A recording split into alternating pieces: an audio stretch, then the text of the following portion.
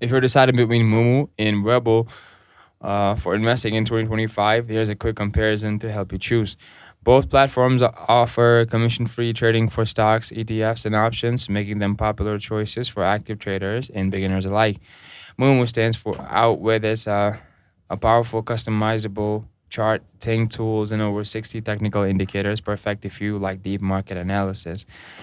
It also offers a real-time level 2 market data for free, which many traders find valuable. Webull, on the other hand, also offers solid charting and research tools, but its community forum and educational resources are a bit more beginner friendly. When it comes to account types, both support individual brokerages, accounts, and IRAs.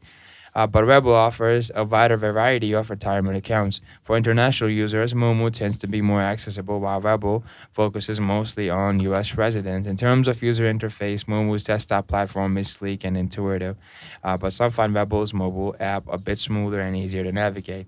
Both apps support paper trading, which is great for practicing without risking real money.